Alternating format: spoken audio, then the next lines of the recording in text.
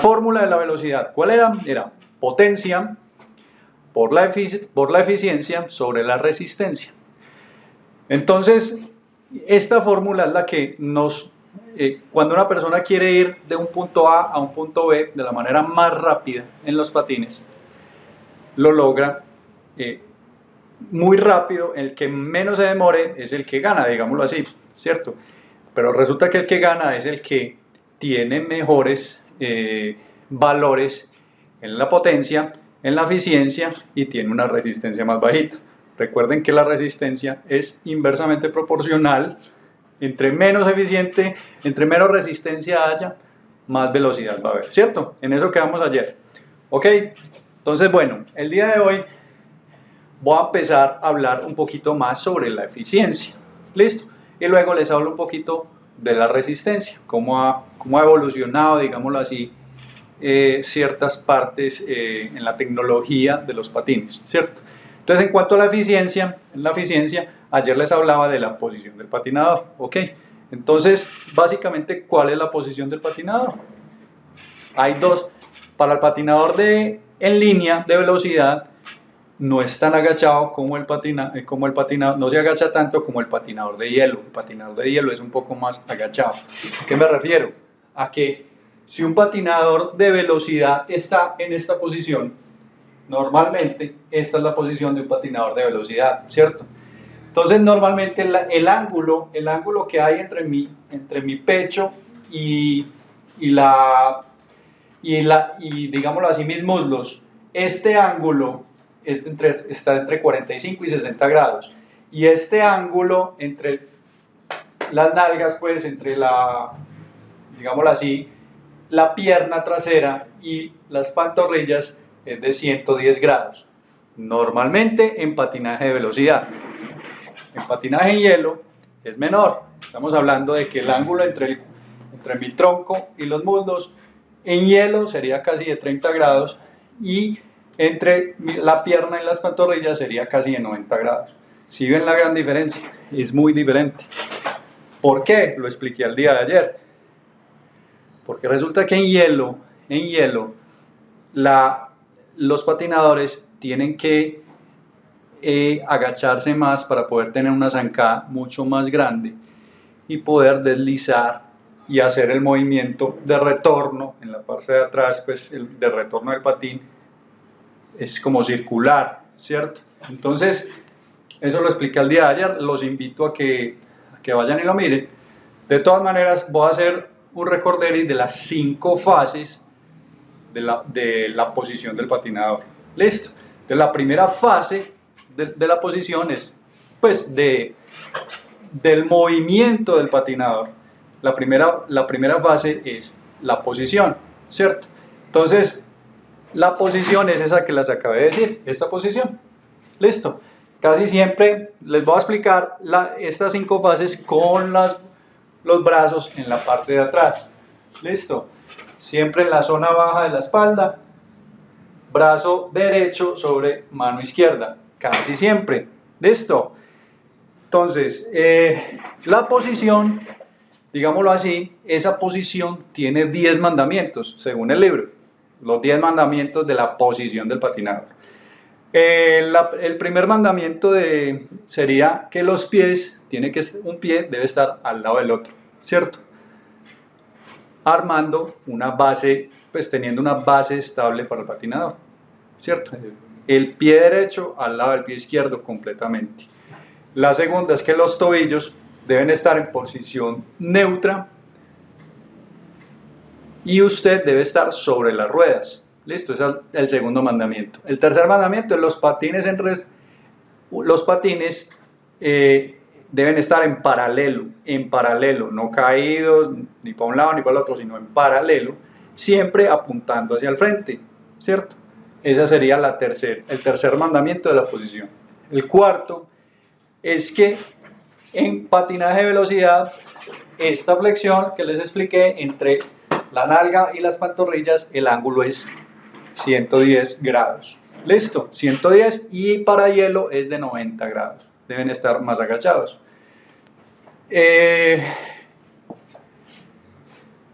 El quinto mandamiento, el peso del cuerpo hacia atrás, siempre hacia atrás, no tirado hacia adelante.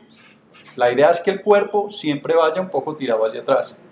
Más o menos te debes apoyar entre la segunda parte, o sea, las 2/3 partes del pie, de la parte de atrás, o sea, entre la segunda y la tercera parte del pie, de la parte de atrás. Listo, ahí tiene que ser el apoyo del cuerpo. Listo.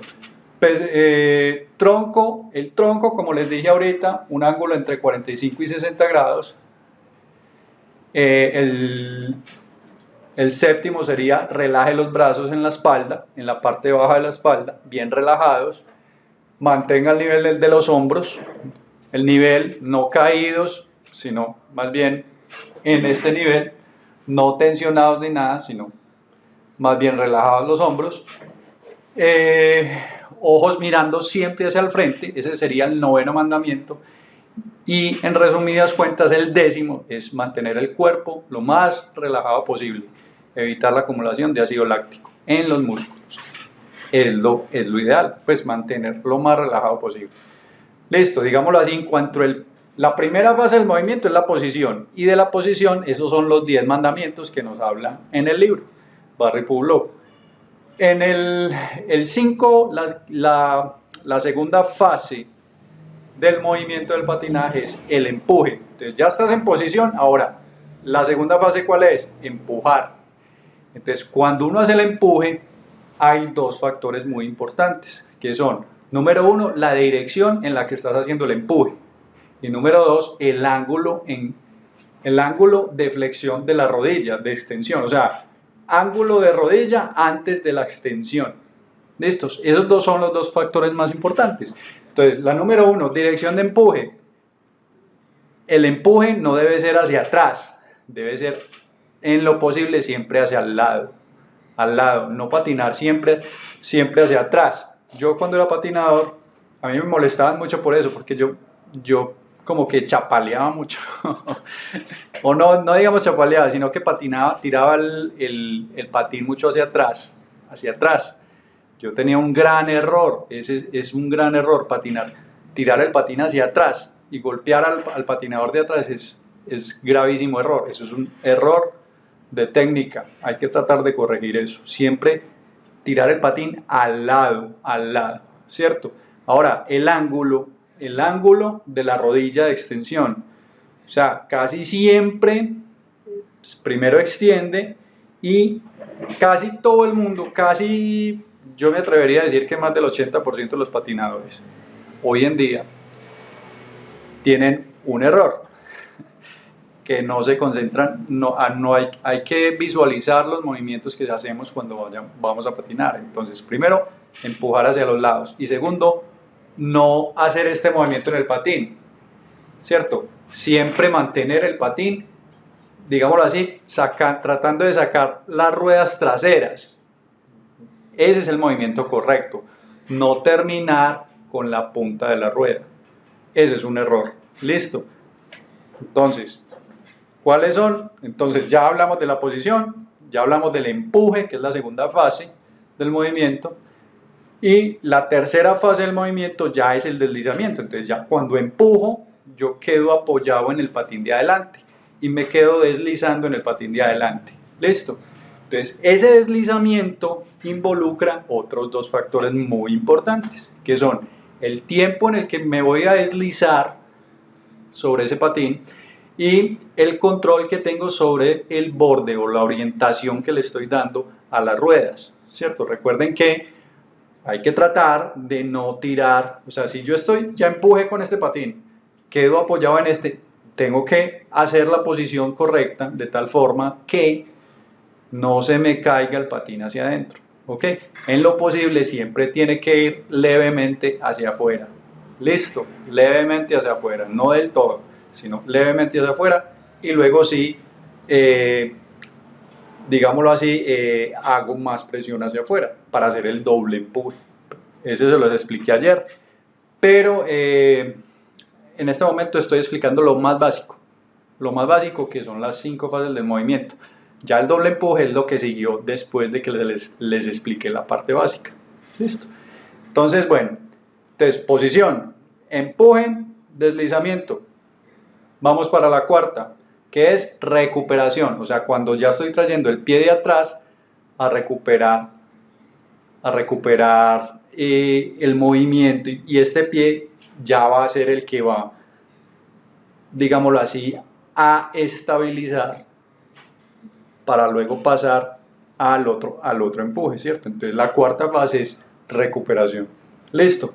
Entonces la recuperación involucra otros factores, otros 3 factores.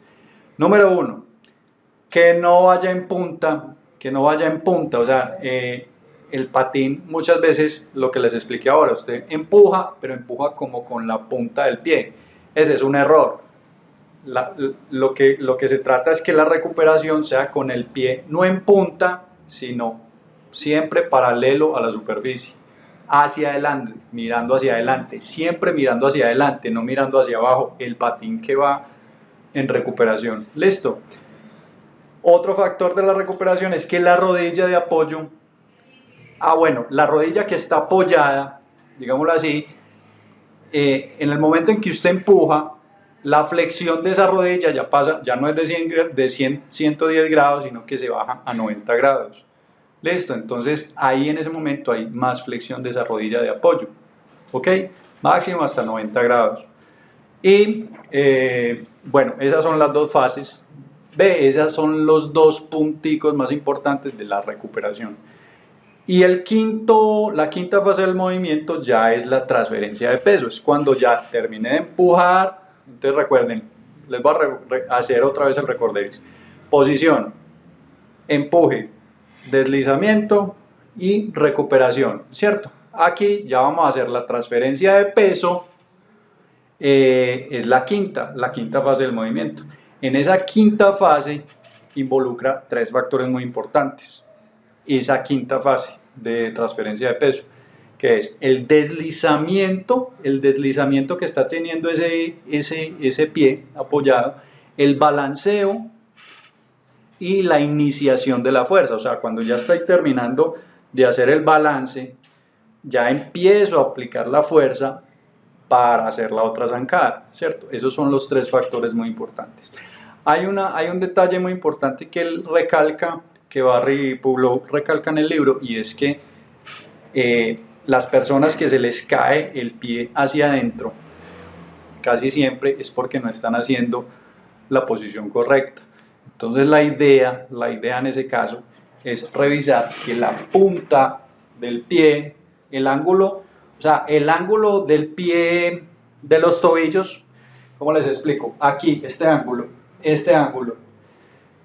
la punta de la rodilla debe coincidir con la punta de pie, es la posición correcta. Si ese ángulo es mayor, o sea, digámoslo así, no se está la persona flexionando correctamente sus pies o haciendo la posición correcta, pues lo que va a pasar es que se le va a doblar el pie más fácilmente hacia adentro al patinador.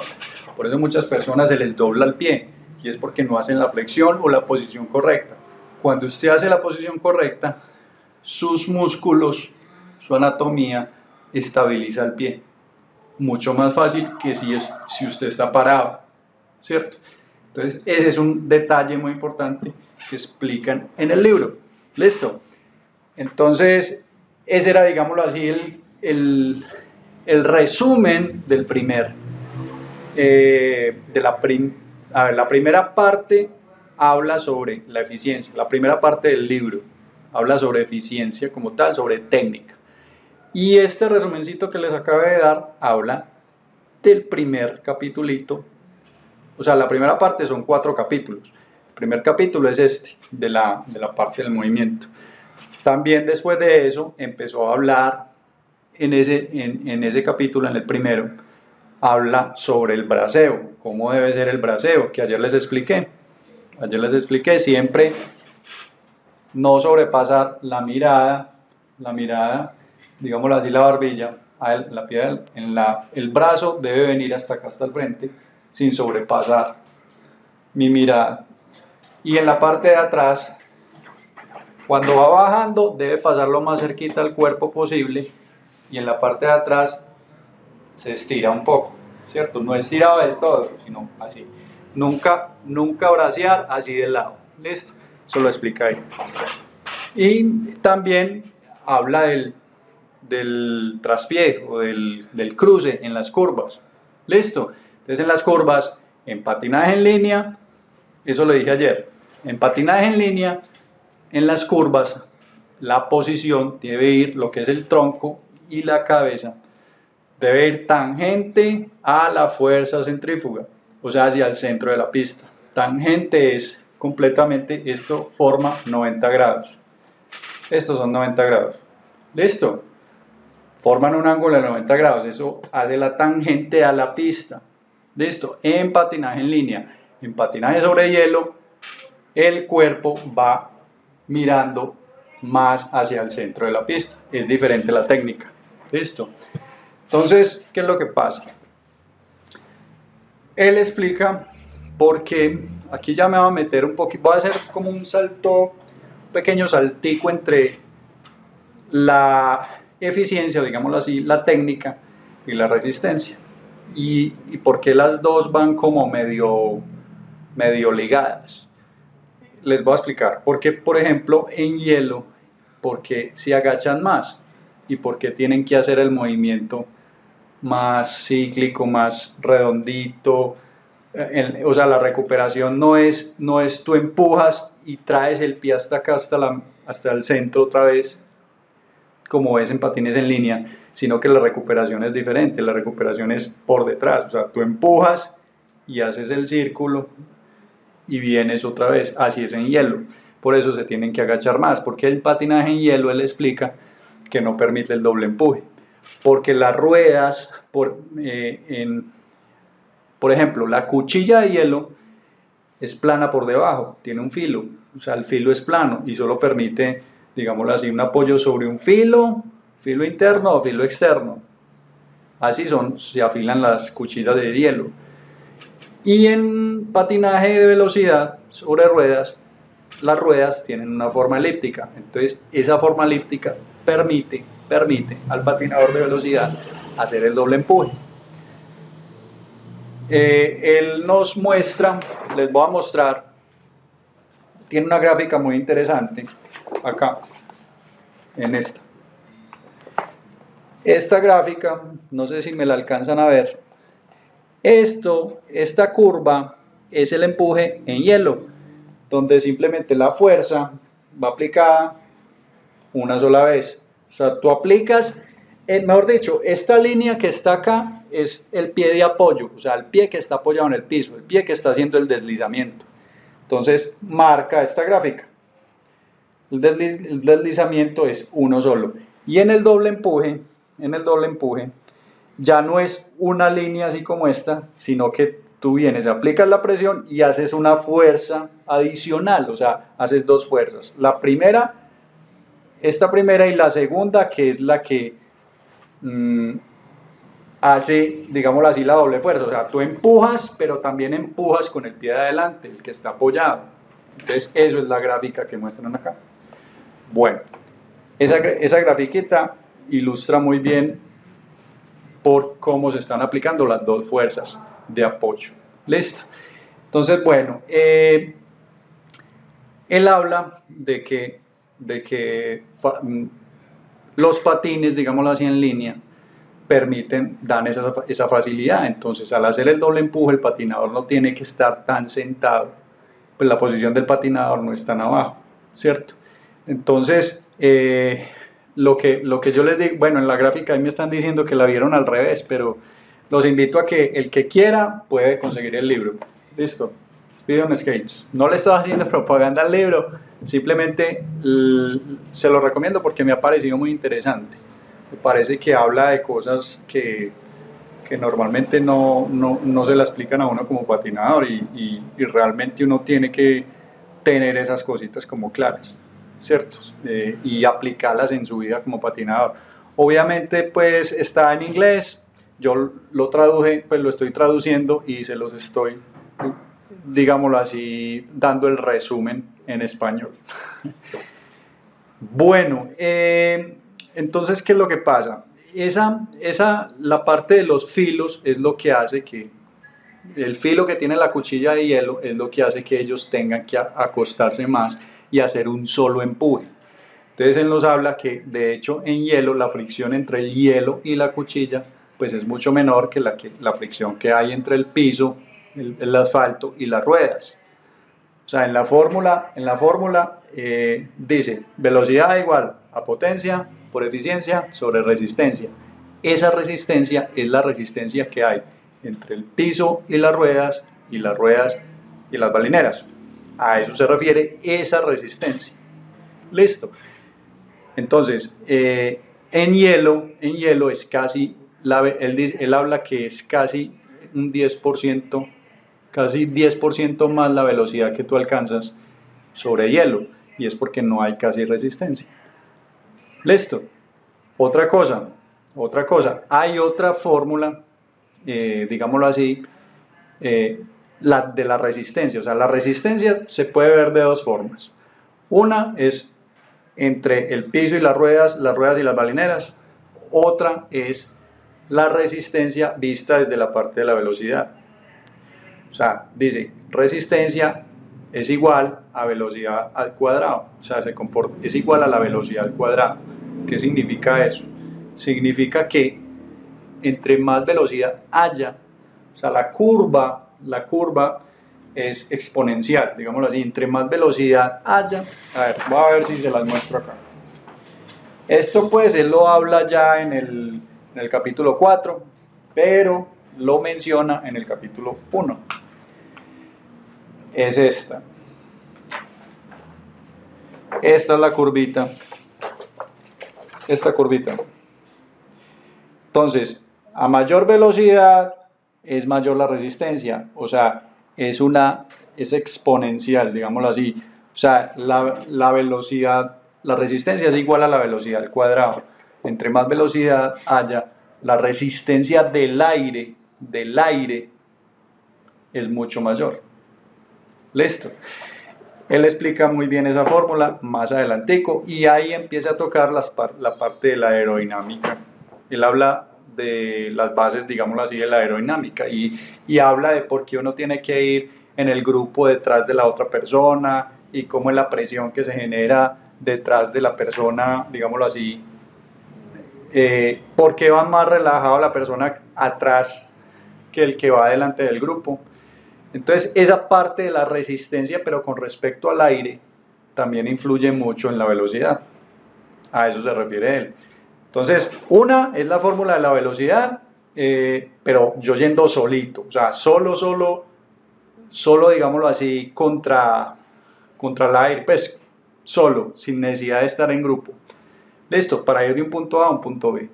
Pero otra cosa muy distinta es cuando tú vas en grupo y tú vas de segundo o de tercero. Tú gasta más energía el que está adelante directamente contra el aire. Entonces la resistencia del aire también influye y hay que sumársela a la resistencia que está haciendo contra el piso. ¿Sí me entiende? La resistencia, digámoslo así, él identifica esos dos tipos de resistencias.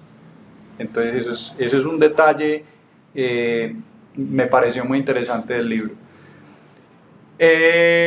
Bueno, lo otro que habla, ya pasando al segundo capítulo, habla ya de la misma técnica. Él explica ya la técnica en hielo. Pues obviamente yo no me voy a meter en eso, pues porque primero creo que los que estamos acá no hacemos patinaje en hielo. Uy, ¿qué pasó? Edson, ¿cómo vas? Bueno, en patinaje en hielo él explica lo mismo que explicó en patinaje de velocidad en línea, cómo es la técnica y todo, y muestra gráficas y todo. Los invito a que si lo quieren compren el libro. Él explica todo lo mismo, o sea, lo que es la posición, las 5 fases del movimiento del patinador de velocidad las explica ya en hielo, en el segundo capítulo. Pero finalizando ese capítulo del segundo, habla una cosa muy, muy interesante que me gustaría leérselas aquí textual, pues no quiero hacer ni resumen ni nada, porque me pareció que de pronto les puede interesar. Es una cosa que alguien me había preguntado en estos días de biomecánica, de por qué no se encontraba casi información de biomecánica para patinaje de velocidad en línea. En hielo sí se encuentra, si tú vas a los canales de YouTube, la gente de Holanda, de Estados Unidos, o sea, les voy a leer lo que él dice en el libro. ¿Listo? Entonces, bueno, finalizando el capítulo 2, dice Fisiología y Biomecánica del Patinado. Entonces les voy a leer textualmente, no me voy a... Yo lo traduje a español y les voy a leer eso para que miren lo que él dice. Entonces, se ha investigado poco sobre el ejercicio del patinaje de velocidad. Tal vez no sea tan sorprendente, ya que es prácticamente imposible reproducirlo en el laboratorio. Es imposible realizarlo en el laboratorio debido a la naturaleza del deporte y también a las variaciones de temperatura, viento, hielo y condiciones ambientales que hacen que sea casi imposible copiarlo, o sea, copiarlo en el laboratorio. Pues reproducir, digámoslo así, el ambiente como tal que se vive en el patinaje es imposible llevarlo al laboratorio, ¿cierto? Entonces, con los óvalos de patinaje en interiores y clima controlado, como es el hielo, digámoslo así, es posible controlar esas variables, pero cualquier patinaje continúa recibiendo relativamente poca atención por parte de los científicos del deporte. Casi toda la investigación que se ha hecho se relaciona con la versión de clima frío, o sea, el hielo, en patinaje de velocidad. En Holanda, los investigadores han estado interesados durante años en la fisiología del patinaje de velocidad. Los fisiólogos holandeses también han publicado algunas investigaciones relacionadas con el patinaje de velocidad en línea. Es interesante observar que las investigaciones de Holanda y América del Norte difieren considerablemente el enfoque. Oigan pues, esto pues yo no lo sabía. Es interesante observar que las investigaciones de Holanda y de América del Norte difieren en el enfoque. En América del Norte los investigadores se inclinan a investigar parámetros tales como la fuerza y la potencia anaeróbico, o sea, los velocistas. Y en los Países Bajos, o sea, lo que es Holanda, por allá, sin embargo, los investigadores parecen estar más interesados en la biomecánica y las variables fisiológicas relacionadas con el rendimiento aeróbico y el patinaje de maratón. Este enfoque puede explicarse por su tradición en el patinaje de larga distancia, mientras que los estadounidenses históricamente han producido más patinadores de velocidad que de corta distancia. Y más patinadores de velocidad y de corta distancia. La investigación ha descubierto muchos datos interesantes sobre la fisiología del patinaje de velocidad. Entonces va a dar unos datos. Entonces dice, la alta potencia aeróbica no garantiza el éxito del patinaje de velocidad.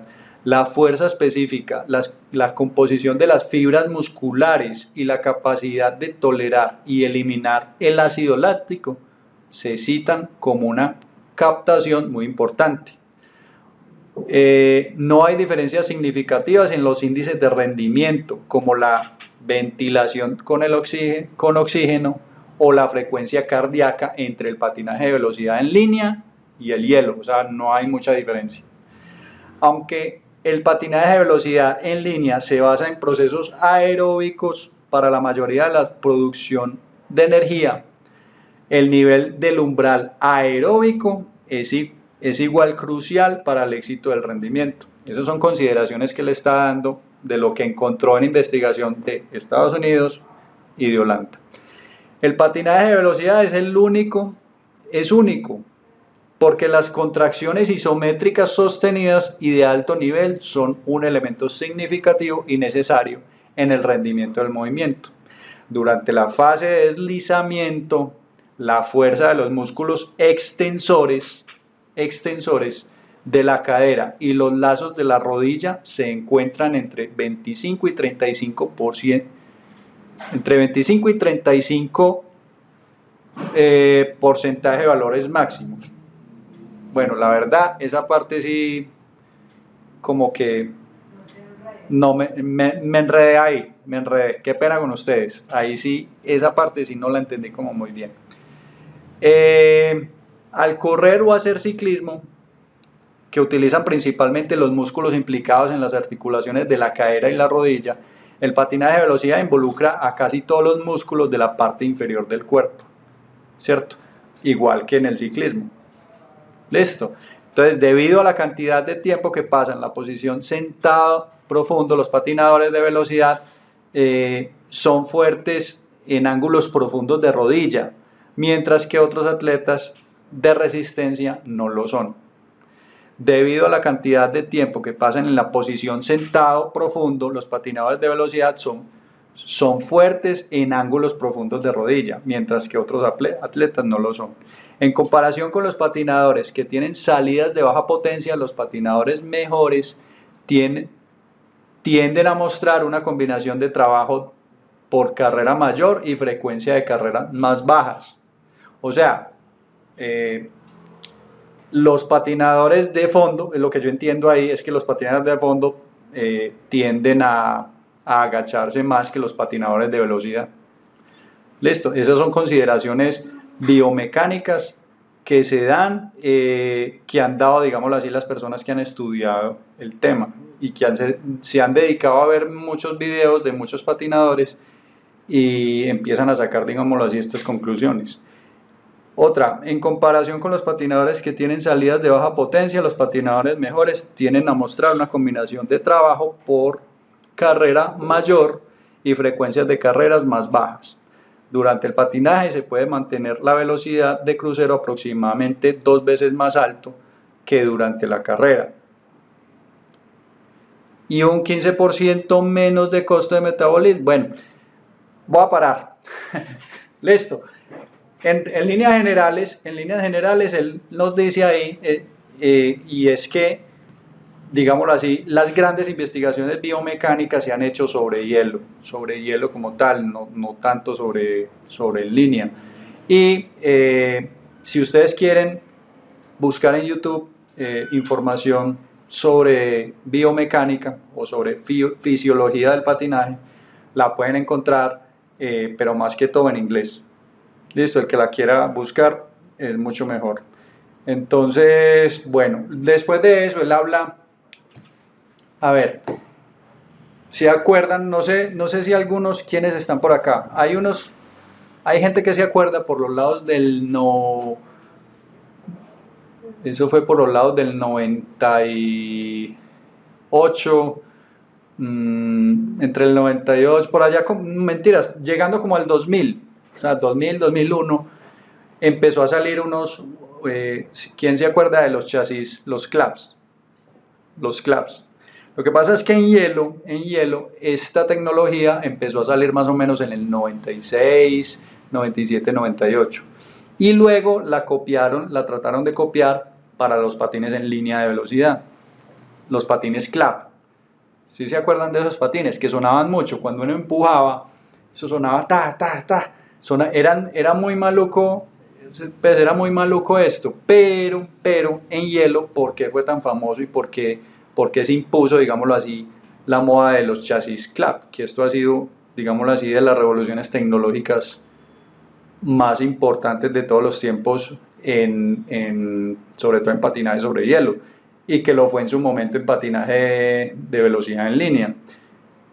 ¿Qué era lo que pasaba? Él nos da un dato ahí en el libro, y es que en hielo, él hablaba del 6.2% más de velocidad que adquiría un patinador sobre estos patines. Porque la persona cuando patina, él decía, cuando tú patinas, casi siempre que haces el empuje, tú terminas el empuje y tiendes obviamente a terminar, digámoslo así, con la punta del pie. Entonces, en ese momento que tú levantabas el pie, resulta que el chasis el sistema que tenía, digámoslo así, este es el chasis, esta es la bota. Entonces la bota, cuando tú terminas de empujar, el chasis seguía pegado al piso. Entonces tú podías, digámoslo así, seguir empujando.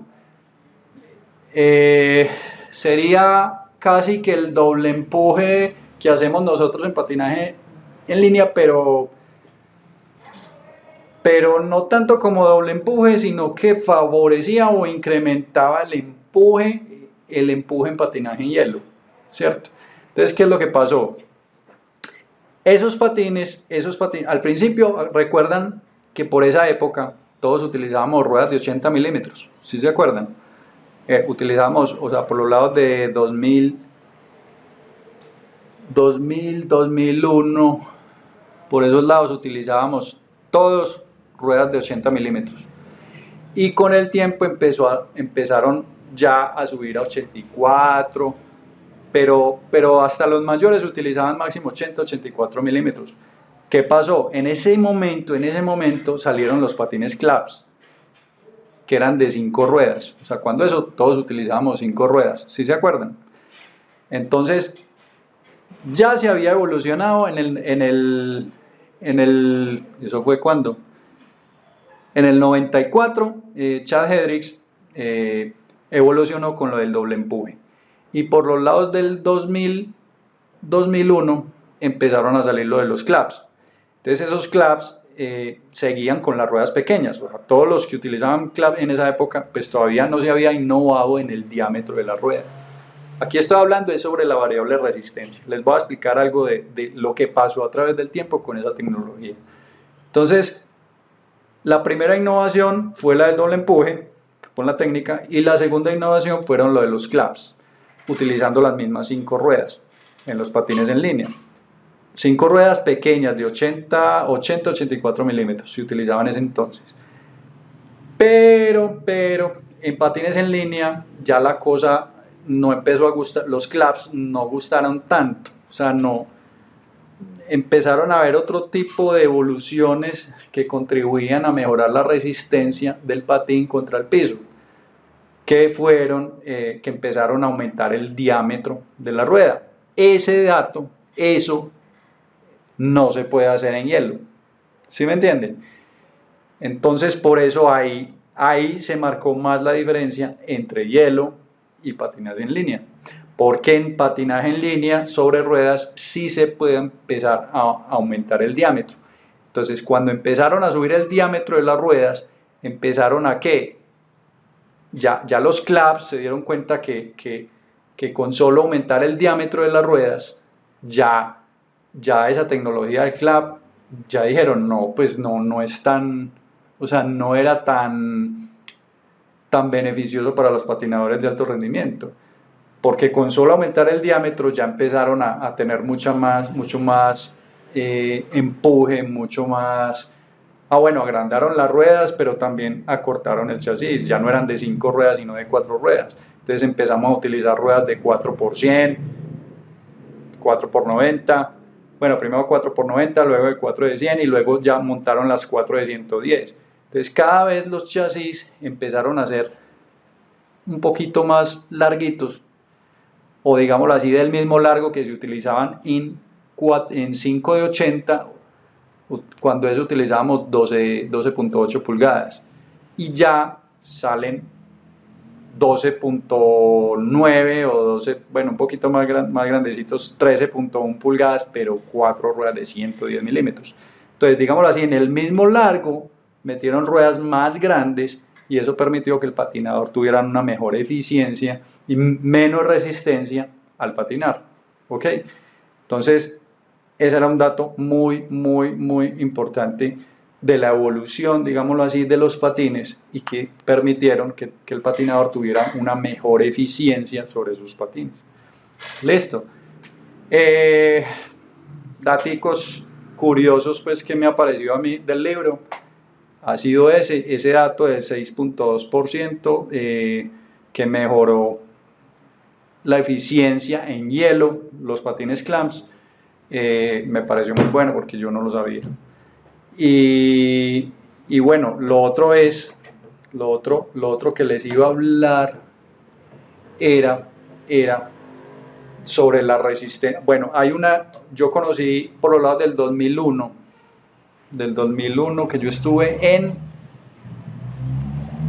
eso fue en el Mundial de Italia, eso fue en el 2003, En el 2003 yo vi otra evolución que pensé que iba a gustar mucho.